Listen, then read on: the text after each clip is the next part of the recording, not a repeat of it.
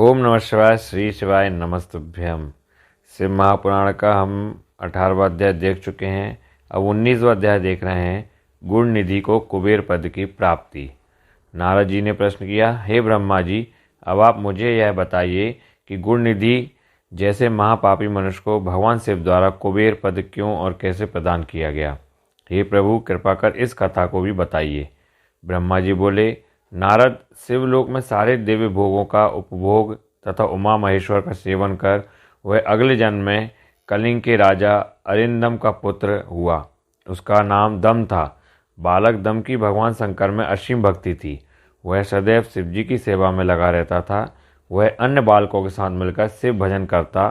युवा होने पर उसके पिता अरिंदम की मृत्यु के पश्चात दम को राज सिंहासन पर बैठाया गया। राजा दम सब और शिव धर्म का प्रचार और प्रसार करने लगे। वे सभी शिवालयों में दीप दान करते थे। उनकी दीप शिवजी में अनन्य भक्ति थी। उन्होंने अपने राज्य में रहने वाले सभी ग्रामाध्यक्षों को यह आज्ञा दी थी कि शिव मंदिर में दीपदान करना सबके लिए अनिवार्य है। अपने गांव के आसपास जितने शिवालय है वहां सदा दीप जलाना चाहिए। राजा दम ने आजीवन शिव धर्म का पालन किया। इस तरह वे बड़े धर्मात्मा कहलाए। उन्होंने शिवालयों में बहुत से दीप जलवाए। इसके फलस्वरूप वे दीपों की प्रभा के आश्रय हो मृत्युपरांत अलकापुरी के स्वामी बने। ब्रह्मा जी बोले, हे नारद, भगवान शिव का पूजन व उपासना महान फल देने वाली है। दीक्षित के पुत्र गुणनिधि ने, जो पूर्ण अधर्मी था, भगवान शिव की कृपा पाकर दिक्पाल का पद पा लिया था। अब मैं तुम्हें उसकी भगवान शिव के साथ मित्रता के विषय में बताता हूँ। नारद, बहुत पहले की बात है। मेरे मानस पुत्र पुलतस्य से विश्रवा का जन्म हुआ और विश्रवा के पुत्र कुबेर हुए। उन्होंने पूर्व काल में बहुत कठोर तप किया। उन्होंने विश्वकर्मा द्वारा रचित अलकापुरी का उपभोग किया। मेघवाहन कल्प के आरंभ होने पर वे कुबेर के रूप में घोर तप करने लगे। वे भगवान शिव द्वारा प्रकाशित काशीपुरी में गए और अपने मन के रत्नमय दीपों से 11 रुद्रों को उद्बोधित कर वे तन्मयता से शिवजी के ध्यान में मग्न होकर निश्चल भाव से उनकी उपासना करने लगे। वहां उन्होंने शिवलिंग की प्रतिष्ठा की। उत्तम पुष्पों द्वारा शिवलिंग का पूजन किया। कुबेर पूरे मन से तप में लगे थे। उनके पूरे शरीर में केवल हड्डियों का ढांचा और चमड़ी ही बची थी। इस प्रकार उन्होंने 10,000 वर्षों तक तपस्या की। तत्पश्चात भगवान शिव अपनी दिव्य शक्ति उमा के भव्य रूप के साथ कुबेर के पास गए। अलकापति कुबेर मन को एकाग्र कर शिवलिंग के सामने तपस्या में लीन थे। भगवान शिव ने कहा, अलकापते, मैं तुम्हारी भक्ति और तपस्या से प्रसन्न हूँ। तुम मुझसे अपनी इच्छानुसार वर मांग सकते हो। यह सुनकर जैसे ही कुबेर ने आंखें खोली तो उन्हें अपने सामने भगवान नीलकंठ खड़े दिखाई दिए। उनका तेज सूर्य के समान था। उनके मस्तक पर चंद्रमा अपनी चांदनी बिखेर रहा था। उनके तेज से कुबेर की आंखें चौंधे आ गई। तत्काल उन्होंने अपनी आंखें बंद कर ली। वे भगवान शिव से बोले, भगवान, मेरे नेत्रों को वह शक्ति दीजिए जिससे मैं आपको चरणाविंदों का दर्शन कर सकूं। कुबेर की बात सुनकर भगवान शिव ने अपनी हथेली से कुबेर को स्पर्श कर देखने की शक्ति प्रदान की।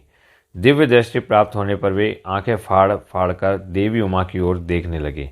वे सोचने लगे कि भगवान शिव के साथ वह सर्वांग सुंदरी कौन है। इसने ऐसा कौन सा तप किया है जो से भगवान शिव की कृपा से उनका समीपस्थ रूप और सौभाग्य प्राप्त हुआ है। वे देवी उमा को निरंतर देखते जा रहे थे। देवी को घूरने के कारण उनकी बाईं आंख फूट गई। शिवजी ने उमा से कहा, उमे, यह तुम्हारा पुत्र है। यह तुम्हें क्रूर दृष्टि से नहीं देख रहा है। यह तुम्हारे तप बल को जानने की कोशिश कर रहा है। फिर भगवान शिव ने कुबेर से कहा, मैं तुम्हारी तपस्या से बहुत प्रसन्न हूँ। मैं तुम्हें वर देता हूँ कि तुम समस्त निधियों और गुहा शक्तियों के स्वामी हो जाओ। सुव्रतों, यक्षों और किन्नरों के अधिपति होकर धन के दाता बनो। मेरी तुमसे सदा मित्रता रहेगी और मैं तुम्हारे पास सदा निवास करूँगा, अर्थात तुम्हारे स्थान अलकापुरी के पास ही मैं निवास करूँगा। कुबेर, अब तुम अपनी माता उमा के चरणों में प्रणाम करो। यही तुम्हारी माता है। ब्रह्मा जी कहते हैं, नारद, इस प्रकार भगवान शिव ने देवी से कहा, हे देवी, यह आपके पुत्र के समान है। इस पर अपनी कृपा करो। यह सुनकर उमा देवी बोली, वत्स, तुम्हारी भगवान शिव में सदैव निर्मल भक्ति बनी रहे। बाईं आँख फूट जाने पर तुम एक ही पिंगल नेत्र से युक्त रहो। महादेव जी ने जो वर तुम्हें प्रदान किए हैं वे सुलभ हैं। मेरे रूप से ईर्ष्या के कारण तुम कुबेर नाम से प्रसिद्ध होगे। कुबेर को वर देकर भगवान शिव और देवी उमा अपने धाम को चले गए। इस प्रकार भगवान शिव और कुबेर में मित्रता हुई और वे अलकापुरी के निकट कैलाश पर्वत पर निवास करने लगे। नारद जी ने कहा, ब्रह्मा जी, आप धन्य हैं, आपने मुझ पर कृपा कर मुझे इस अमृत कथा के बारे में बताया है। निश्चय ही शिव भक्ति दुखों को दूर कर समस्त सुख प्रदान करने वाली है। तो ये 19वां अध्याय था, जिसमें गुण निधि को कुबेर पद की प्राप्ति कैसे होती है बताया गया है। अब अगला हम 20वां अध्याय देखेंगे। ऐसे ही आप सुनते रहिए। श्री शिवाय नमस्तुभ्यम। ओम नमः शिवाय।